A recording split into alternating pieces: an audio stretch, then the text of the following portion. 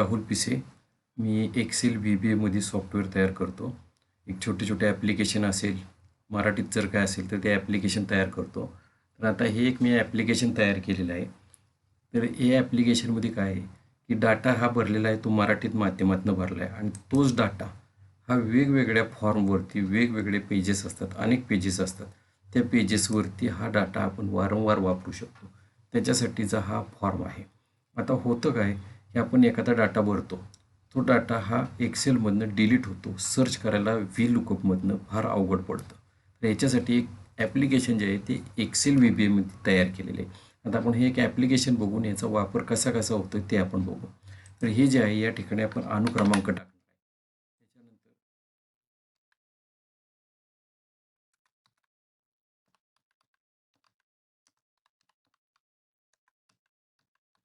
पूर्णपणे हे मराठीत टाकताय मी इथे शिवाजी फॉन्ट वापरलेला आहे. तुमचा जर शिवाजी, कृतीदेव, सरकारी कार्यालयामध्ये MG श्री हा असा फॉन्ट वापरला असतो, त्या फॉन्टमध्ये सुद्धा मी तुम्हाला हे ॲप्लिकेशन तयार करून देऊ शकतो. अशा प्रकारचे वेगवेगळे ॲप्लिकेशन तयार करू शकतो मी. एक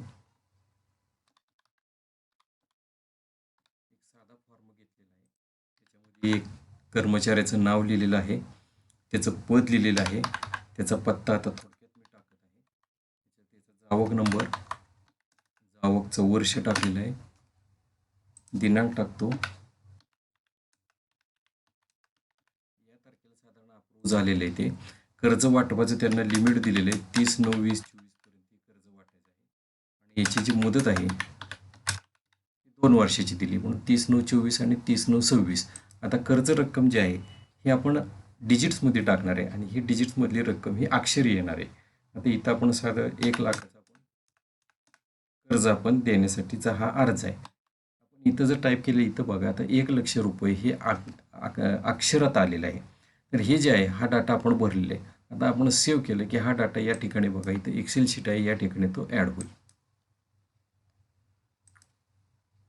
आणि या ठिकाणी हा डाटा ॲड झाला आहे, त्याचा मेसेज आला आहे, data has been successfully saved. आता हा डाटा आपण सेव्ह केलेला आहे. तर रिसेट केल्यानंतर हेच पेज आपण पूर्ण ब्लँक करू.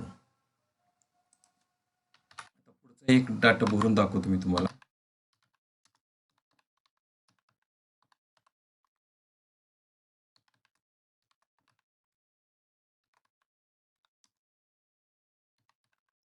संगणक ऑपरेटर, संगणक चालक म्हणतो किंवा संगणक ऑपरेटर.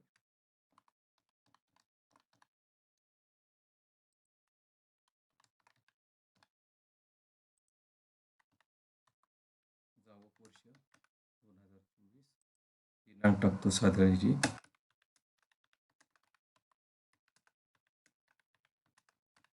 30/9ला यांनी कर्ज वाटप करायचं आहे. याची मुदत देऊ आपण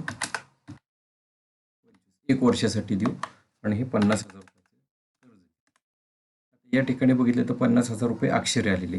आता हा जर इथं सेव्ह केलं की हा डाटा हा या ठिकाणी सेव्ह होईल. या ठिकाणी हा डाटा सेव्ह झालेला आहे.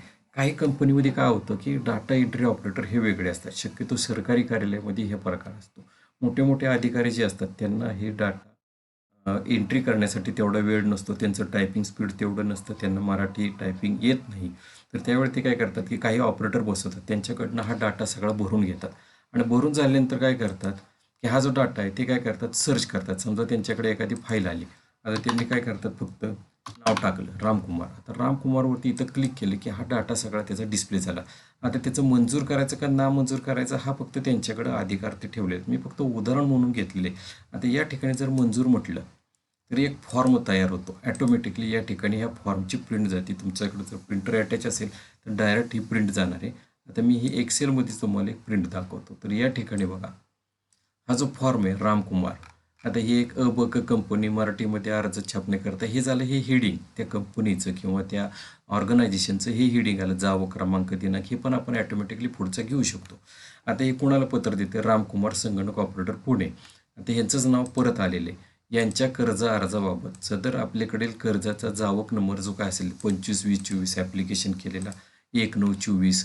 तर हे जे नाव आहे संगणक ऑपरेटर पुणे, यांचे कर्ज रक्कम 50,000 रुपये अक्षरी बघा 50,000 रुपये मंजूर करण्यात आलेल्याचा एक साधा सिंपल एक फॉर्म मी उदाहरण म्हणून दाखवलेलं आहे. याचे कर्ज वाटपाची दिनांक या ठिकाणी दिसते 30/9/24. कर्जाची मुदत दिसते आणि हे अधिकारी काय करतात, याचीच फक्त प्रिंट काढतात, सही करतात आणि हे पुढं देऊन टाकतात. आता हे काय झालं की कर्ज अर्ज मंजूर झाला म्हणून आता या ठिकाणी काय होतं की नामंजूर होऊ शकतो. आता या ठिकाणी समजा नामंजूर केला. आता इथे या ठिकाणी हा दुसरा फॉर्म तयार झाला, नाव तेच सगळं सेम, फक्त काय होतं मंजूर आणि नामंजूर. आता या ठिकाणी त्या कंपनीचं त्या ऑर्गनायझेशनचं हेडिंग आहे, जावं क्रमांकाला दिनांक आला, ज्यांना हे पत्र टाकलेलं त्यांचं हे नाव आलं, पद आलं, त्यांचं ॲड्रेस आला, त्यांचं नाव आलं, श्रीमती जे काय असेल ते, आपल्याकडील पत्र जावं क्रमांक जो काय असेल तो, आणि दिनांक आली. त्याच्यानंतर या ठिकाणी बघितलं तर तुम्ही ते नाव आले, पत्ता आलाय त्यांचा, पोस्ट आलेली आहे, कर्जाची रक्कम आलेली आहे, अक्षरी कर्जाची रक्कम ॲटोमॅटिकली आलेली आहे. आणि का कर्ज नामंजूर झालं त्याच्यासाठी काहीतरी त्यांनी काय पॉईंट्स असतील, जामीनदार यांचा उत्पन्नाचा दाखला जोडला नाही किंवा आधी कर्ज घेतलेलं नाही, ते फक्त काय करतात या ठिकाणी प्रिंट काढतात आणि टिक करतात त्या ठिकाणी. आणि हे कर्ज मंजूर किंवा नामंजूर झालं असेल तर ती कागदपत्र मागवतात आणि परत मंजूर करतात.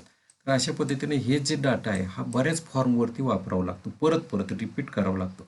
तर त्यासाठीचं हे ॲप्लिकेशन एक साधं तयार केलेलं आहे मी. आता हे ॲप्लिकेशन फक्त उदाहरणार्थ म्हणून केलेले. आता काय होतं की बऱ्याच कंपनीमध्ये हा जो डाटा आहे हा भरण्यासाठी एक वेगळा ऑपरेटर असतो.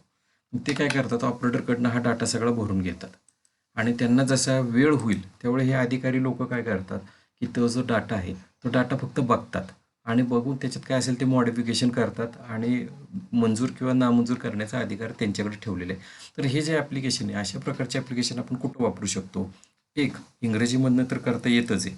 दुसरी गोष्ट हे MG श्री सरकारी कार्यालयातला फॉन्ट, शिवाजी फॉन्ट,